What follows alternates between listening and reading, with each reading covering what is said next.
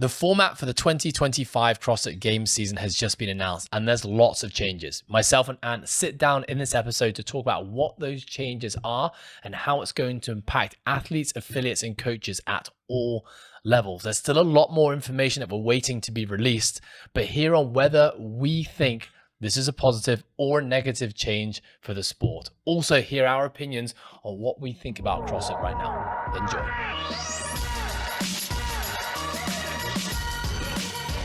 And good morning. Good morning. We are here on a Saturday to talk about what has just been released this morning, which is the 2025 CrossFit Games format. Yes. And we're going to share some thoughts on it. So to start, would you like to take us through what has actually been announced? So they have announced the dates of the CrossFit Open, the CrossFit semi-finals, whatever that means, and the CrossFit Games. The month has been released. Otherwise, the Open, we have the dates, which is 27th of February to the 17th of March. And we have in affiliate, which means online, I assume, semi-finals, which will be from May 1st to 4th. And then we have in-person qualifying events, which will also be a semi-final, I guess, again, from April to June. What that means right now, unsure. Then you have CrossFit Games August. And then you have also a similar format for teams. It will be the same open dates, February 27th to March 17th. And then the in-affiliate semi-finals will be April 24th to 27th. And then CrossFit Games, they don't have the in-person one. And then age groups, very similar. The only difference is the dates for the in-affiliate semi-final, which is April 3rd to 6th. And then the adaptive, same, but May 8th to 11th for the semi-final. And then community is just the open and then the community cup in June. So what are the biggest changes? Like, what are the actual big differences this year? Big difference is that there's no quarterfinals. So taking that whole stage away from a lot of people. Why do you think that is? I don't know. I honestly don't know. I don't know if because it just caused too much trouble because it made more work for CrossFit. Maybe because of judging videos, because it was all online. Maybe that's something. I mean, I know it made a lot of money for them, which, you know, I think we always assume that the CrossFit Games doesn't make money for CrossFit. But I guess the quarterfinals was a way to make money. It was a way it was viewed by a lot of people. So unsure why they've taken it away. I think maybe it's just because of the workload and it just wasn't executed very well. There was a lot of complaints around judging standards in it. There's a lot of complaints around the workouts, equipment, accessibility, which affiliates having to do more work because of it. I don't know if this is going to help it. We'll talk about that later on. And then the other big change is this in-affiliate semi-final, which I guess we kind of saw during COVID times. And it seems like a return of that. And I don't know what the in-person qualifying events will be. Yeah. So we got the in-affiliate semi-finals, which is basically going to be an online format, basically like the quarterfinals for those who did it in the last couple of years. We assume. We assume. And then during the pandemic, this is basically what the semi-finals format looked like. Yeah. But there is also the addition of coming back to the sanctionals days of in-person competitions. So partnering with CrossFit, it sounds like, where athletes will have additional chances and opportunities to actually qualify to the CrossFit Games. So the important notes here is that to qualify to the in-person semi-finals, it's a top 1%. Now, I don't know if that's top 1% of your region or that's just top 1% worldwide. I don't know if regions actually are a thing anymore. That's not been stated or announced, unless you have seen otherwise. And then everyone else outside of that top 1%, or actually potentially even those who qualify in the 1%, can also do these in-person competitions. Dates have not been announced right now, so we don't know when those competitions are happening. We don't know how many competitions are happening. We don't know where the competitions are going to be happening as well. So still lots of like unknowns there. But potentially this is going to give athletes who want to make it to the CrossFit Games an alternative method of actually getting there. But they also have stated only 30 athletes are going to make it to the CrossFit Games. So it's 10 down from years previous. So it's 10 down from years previous. Okay. And then the other big thing, of course, is the community season. So this is like a new label that they're given, which sounds like it's targeted towards those who don't have, quarterfinals, semifinals, CrossFit Games aspirations.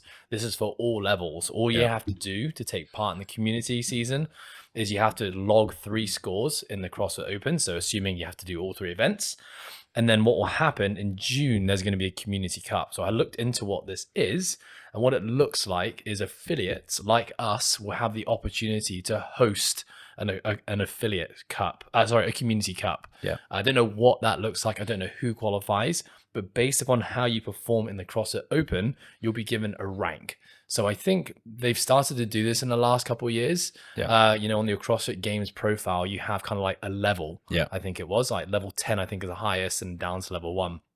So I assume that's what they're kind of referring to. You're going to get given a score, which is going to rank you and put you into a subcategory of similar level athletes. And then, so whether it's your very first CrossFit Open or you've been doing, 10 plus CrossFit Opens, you're going to be put into a group. And then that is somehow going to carry over to the Community Cup, where I assume you'll then be competing in people, within your division. I don't know if that's then going to be just you're competing against the people in your Community Cup affiliate. So for example, if 100 people take part at Coastal Fitness, are you only taking part and competing at those guys, or is that going onto a global leaderboard where you're then competing against, the whole entire world within your level? Yeah. It looks like it will be around the world. It just says whether they'll compete against those athletes who are of similar abilities. I don't know. Yeah, I don't know if it means just the affiliate or not. So I think, do you read that as basically it's going to be another online competition, but just hosted in affiliates? I would assume so. Yeah. So you're going to be in a gym, I assume, with judges who are going to need to have done the judging course.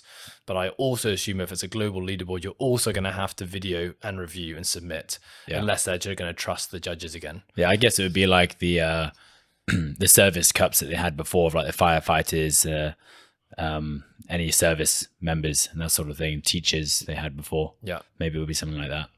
Okay, so there's still a lot that's unclear. Yeah. I think the rough framework has been announced. But I think we're still going to have to wait on the actual finer details as to how we can start, as a programming team that's helping a lot of athletes who want to get to things like semifinals and CrossFit Games. It's still a bit too early for us to make decisions or recommendations on kind of what you should be peaking for, what you should be targeting. Even as an affiliate, not sure about this kind of community side of things. Yeah. There's a pretty big gap. I think June is going to be when the Community Cup is going to take place. Yeah. So that's kind of extending the season.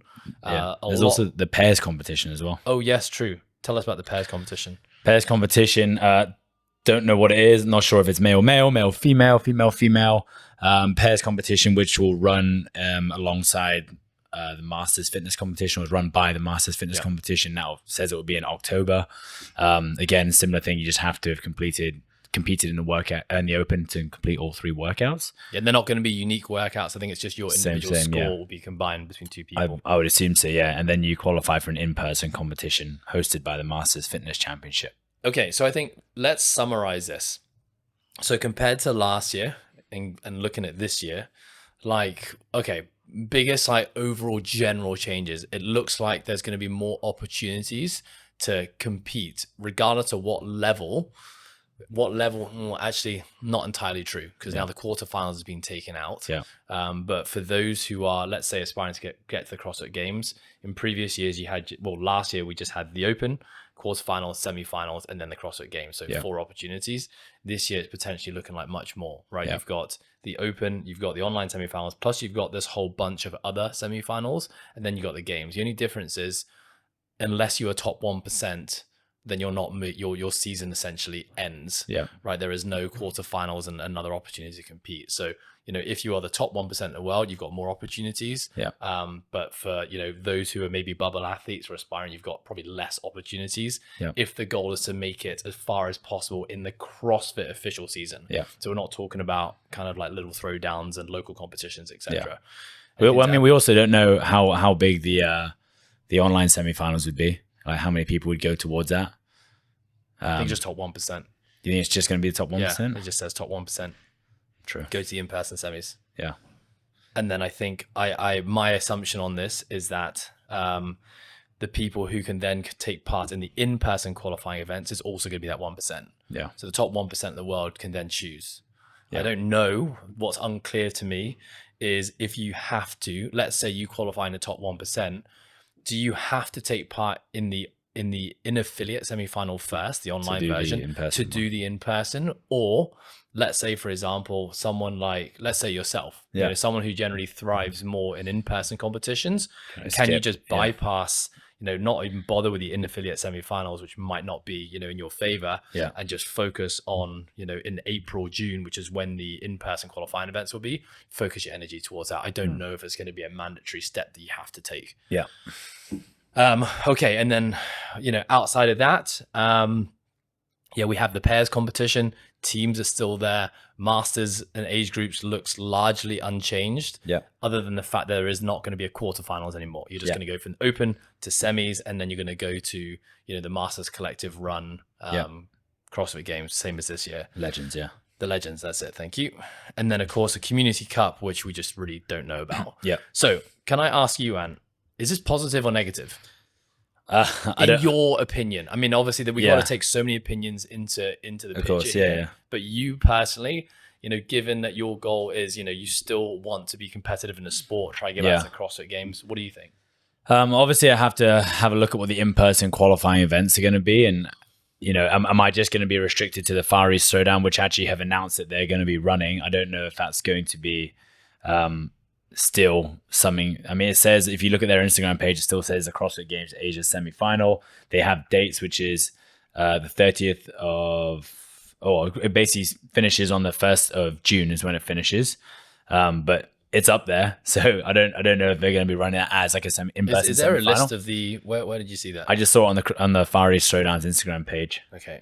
But yeah, it says 2025. Yeah, that's also just annoying. Yeah, I know. You know, it's like why So isn't ambiguous. it on why can't we get all the information on one page? You know, now the independent organizations are doing their own posting. Yeah, there should be a list, in my opinion. Okay, I'm ranting now, but there should be a list, in my opinion, of all those semifinals, whatever's been confirmed. Well, if that's a sanctional, they don't even know if that's a sanctional, but it has been previously. But assume it is.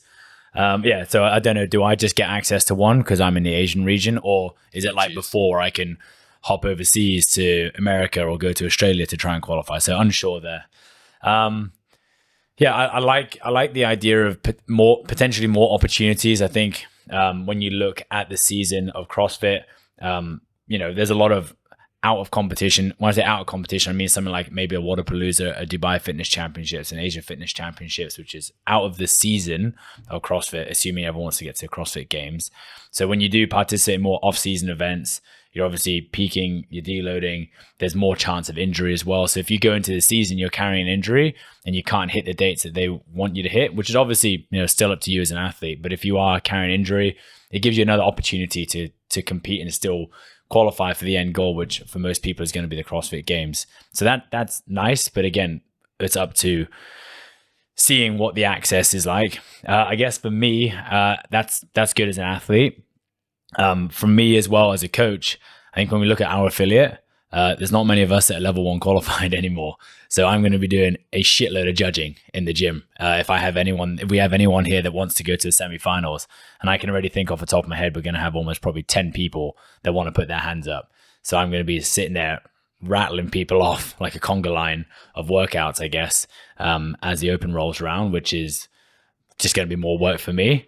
I don't know what that's going to be like. But it seems like you're going to have to do 1 or 2 judges courses plus have the level 1. I don't know if an online level 1 qualifies you to do that. So people are going to start scrambling to do that.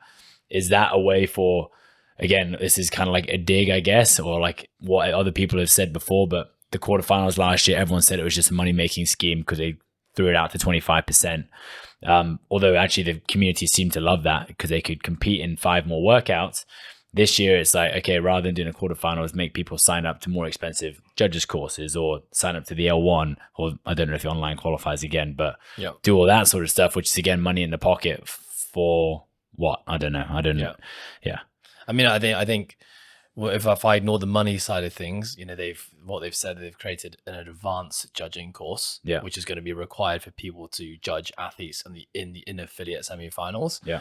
So I think there's 2 sides of it. One, I like the idea of having something more complex, rigorous. I still don't know how rigorous it can be, you know, still being a multiple choice online thing. It's better than nothing for sure.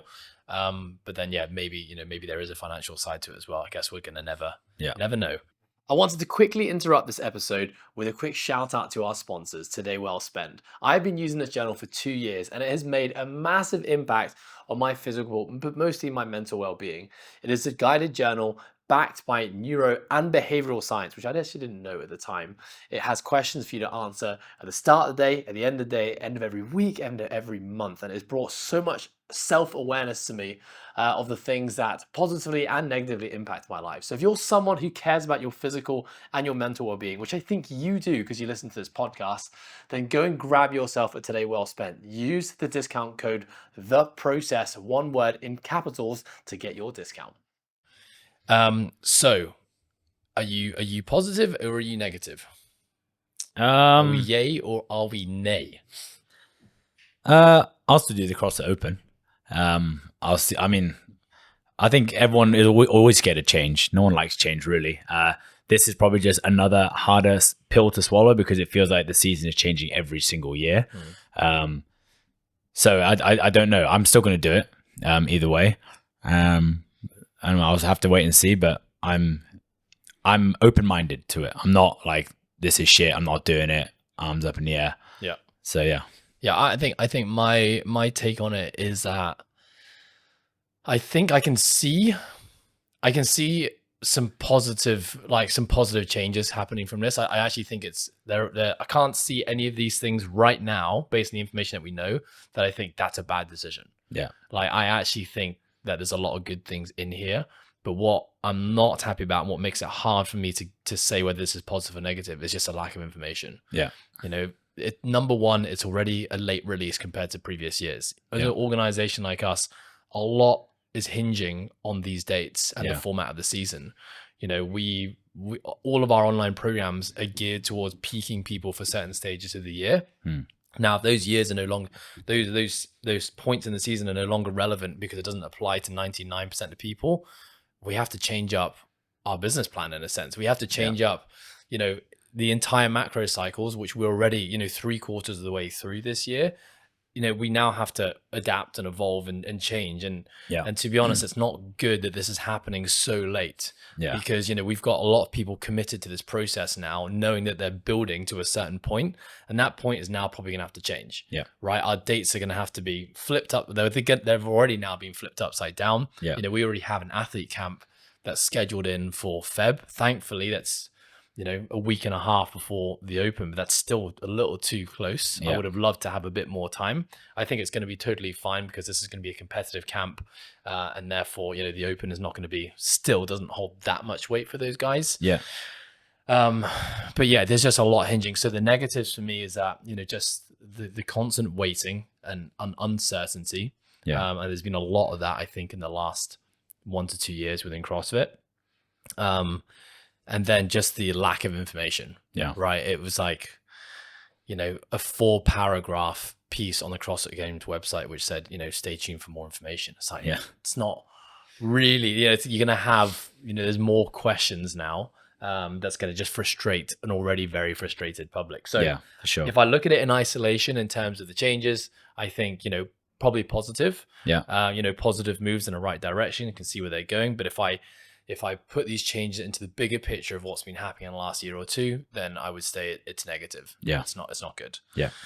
Okay. So, what do you think this means for people who are, you know, people who like yourself have competitive aspirations? So semifinals and CrossFit Games, like based on what we currently know, what are some of the things that you are immediately thinking about in terms of how you might attack the season? So I still think, I think now that the Open is going to mean more to people who want to go forward, because being a top 1% isn't necessarily a given anymore.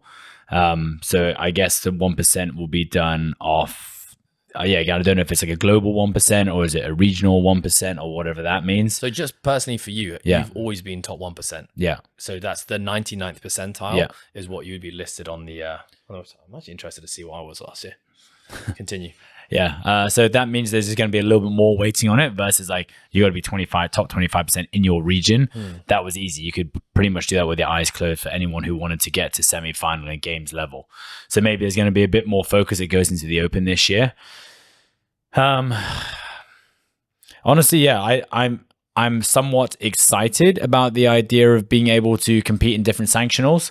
I actually really liked, I mean, of course, I was lucky I got to take advantage of the national champion route last time. But I also participated in a sanctional, which I really enjoyed. That was the Asia Fitness Championships that came to Shanghai, the one that qualified Brent Fikowski for the games. But that was a great opportunity. I love that the level of competition was higher because there's people from outside coming over to Asia, which doesn't normally happen. And I still had the opportunity to go around the world and qualify if I didn't manage to get the national championship spot. So I like the idea of sanctionals, but again, I'm question mark over like accessibility. It also will make my life more expensive. I think that's definitely something I got to think about. Traveling for a lot of guys in Asia, it's not like the US or Europe where it's like a really small regional flight. It's hard for people to get to somewhere like Busan in Korea if that's where it's going to be again with the Far East Throwdown.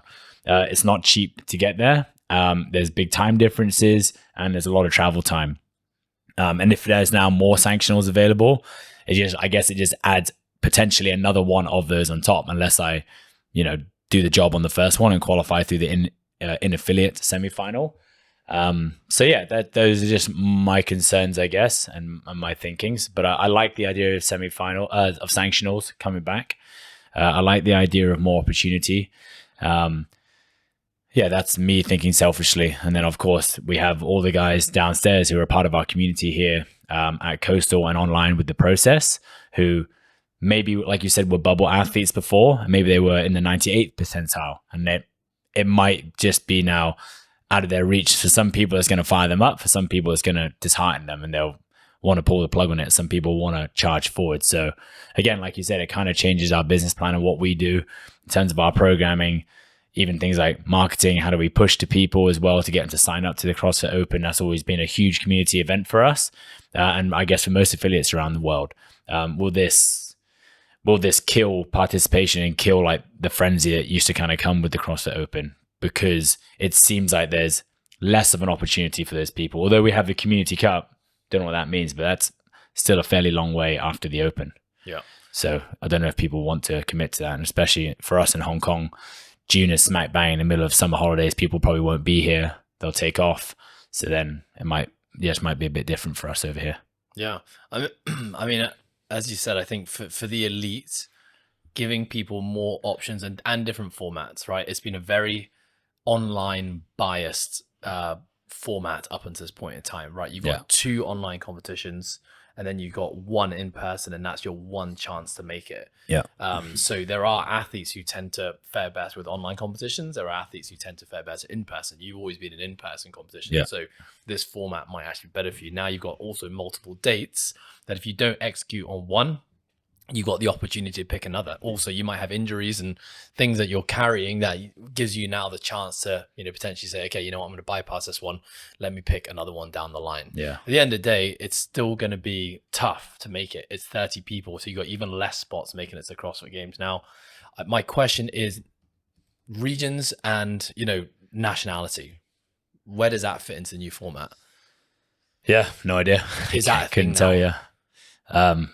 Yeah, no idea. I mean, I guess you'll probably see it on the CrossFit Games. Actually, you probably wouldn't see it on the CrossFit Games website. They'll probably be the last people to release it. Yeah, it'll probably be on something like morning chalk up or barbell spin first. But because what if that is no longer a thing, and right now reading all the information, I don't see anything about where you're from or what nationality you are having an impact. Because what this meant previously was as an Asian athlete, because you were competing against the athletes in Asia, there was a greater likelihood, which relative to the rest of the world probably is a little bit lower down the pecking order in terms of ability levels. Yeah. But it still meant that you're going to have 2 athletes at the CrossFit Games every single year. Yeah. Right? Which was cool. You have that opportunity. If you can be top 2 in Asia, you can make it. Now, if this becomes a global thing where regions are no longer a thing, well, you got to be just top 30 in the world. Yeah. Right? Or if you want to get to semifinals, you got to be top 1% in the world. Got nothing to do with Asia anymore. So that is now going to potentially impact the athletes we see at the CrossFit Games.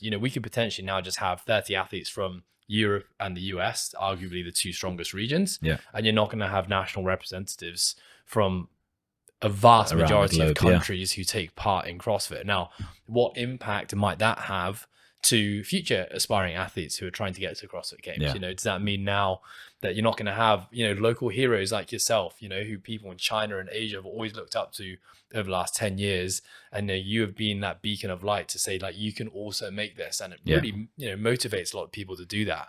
Now, if people like you are no longer there now because the qualifying process is hard, and I'm not saying that's wrong, because at the end of the day, you should be getting the 30 best athletes to the games. But then from a sports development standpoint, you know, and this is what, you know, the Olympics does, you know, you've got opportunities to qualify from your countries. The World Cup, you know, in the World Cup, you qualify in your region, and the best country from those regions will then qualify to the finals. It's not necessarily always just the best top teams in the world. Like, you know, if you're unfortunate to be in a region that's extremely competitive, there is a disadvantage there. Now, again, I'm not saying that that's wrong or right, but it's just going to have an impact. You know, all these changes are going to make an impact on developing countries. I'd also say that, you know, from a business perspective, the fastest growing CrossFit nations right now are places like China, places like South America, France, you know, where these guys are later adopters to CrossFit. You know, it's only been the last few years that they've really started to take off. So in the early stages of growth, but obviously because they're early stages of growth, they don't have athletes at the top level yet. That takes, you know, 10 plus years to kind of groom athletes to get there. So, you know, appreciating and understanding that you've got these developing nations who could be, you know, great for overall participation and growth of CrossFit as a business and as sport. If the national champions or not the national champions, but national representation, you know, from your region is no longer a thing, that could really impact the grassroots, the participation level. Yeah, for sure. I totally agree with that. Yeah. So I think, you know, for affiliates, you know, talking about how this is going to impact them, is this positive or negative? I think at the end of the day, the Open doesn't really change for most people. It's still going to be 3 weeks. Yeah. It's still going to be 3 workouts. As you said, those outside the elite are not going to have the quarterfinals. With that said, I do know, looking at statistics from last year of how many people qualified to quarterfinals to how many people actually partook, I think it was less than 50%. Yeah. I could be wrong on that. I think less than half the people that qualified actually took part. So I think maybe that might have been, you know, informing the decisions by HQ to actually kind of get rid of it this year.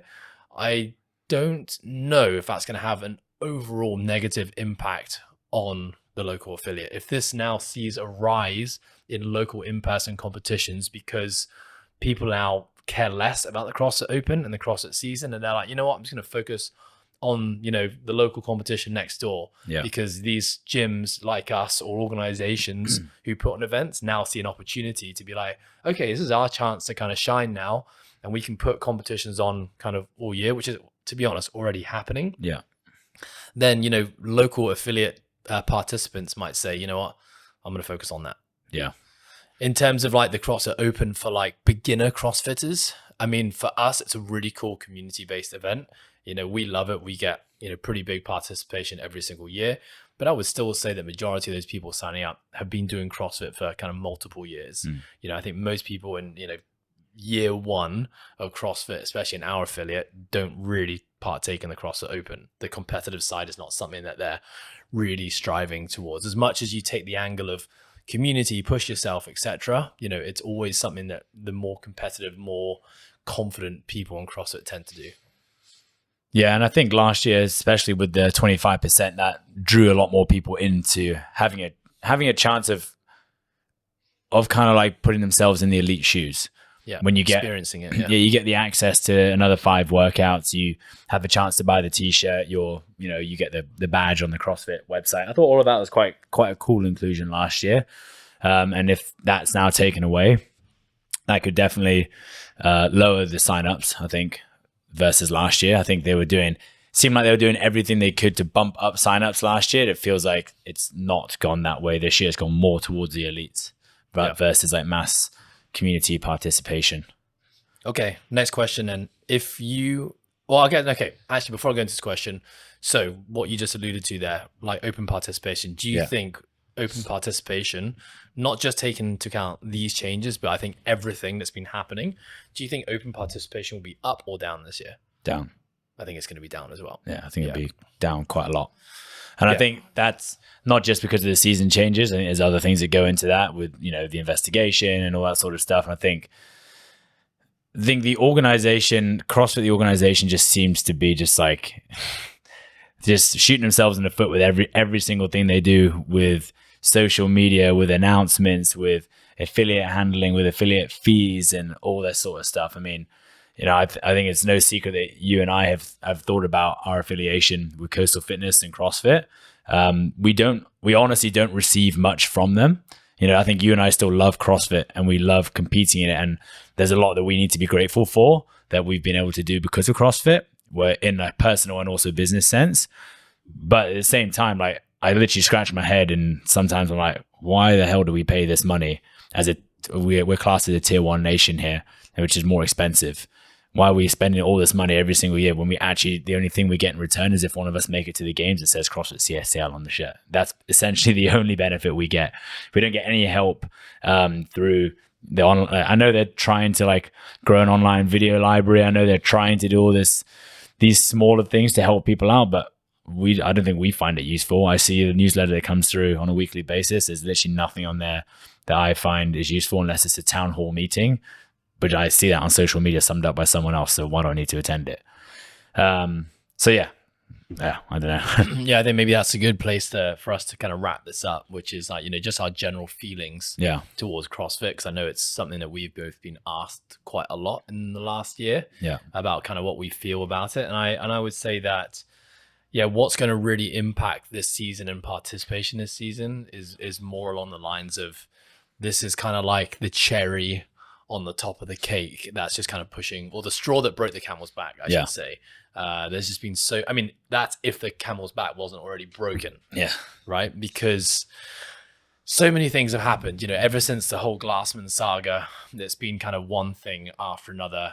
For me personally, I'm not speaking on behalf of anyone else, but just, the rumor mill, it's just so, I think with Glassman going out and, new corporation coming in, the hope as affiliate owners and people involved in the methodology, whether you're just an athlete or you're a coach, or like I said, a business owner, was that things were going to move towards more professionalism. I think professionalism was something that we've always felt, CrossFit hasn't executed on, like Dave Castro's Instagram, releasing all the most important news topics, rumors, leaks, last minute information, constant changes, firing a staff. It's all these things which just like, for an organization this big and impacting that many people, 2.1 million Instagram followers, you just expect a little more, you know? And I think I have just hoped that that's where we're going. And I actually feel like it's gone the opposite way.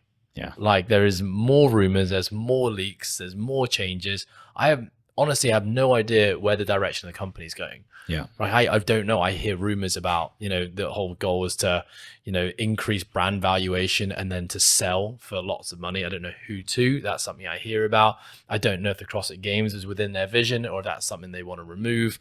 Then I hear it's all about the affiliates, but then I see decisions made towards the affiliates that suggest the opposite. And so there's just so many things where it's very hard to be optimistic and to really buy into this when you just don't know what's happening. And I'm the last person that's going to sit here and just complain and not throw solutions, right? That's not the intention of this. I assume the best, and I'm still very supportive because I think, like any relationship, we've been in this game for a long time now. But I think that's what's happening is that you have a previous relationship with CrossFit, which is why we're standing by it. I don't know if we're standing by it, but we're still here, like kind of like sitting hopeful. We're a bit more forgiving and patient. Whereas I think someone who might be looking to get into it, they would go, why the hell would I put my money into CrossFit when I can do High Rocks? I know what High Rocks is. It's growing massively. There's like 5, 10, 20 more events. There's more accessibility. There's more people doing it. It's mass participation. Just Hong Kong had 800 people 2 years ago. Today, this weekend, they've got 6,600 people signed up. We've had great High Rocks classes running in here. And like, not saying our CrossFit program isn't running well as well, but it would make sense as a business owner to go down the High Rocks route. Like, why would you come towards CrossFit? There's nothing in the media, there's nothing in the news, which is like, CrossFit is great. Where we used to see that. We used to see it like this is amazing. So many people doing so many amazing things, and everything's very positive.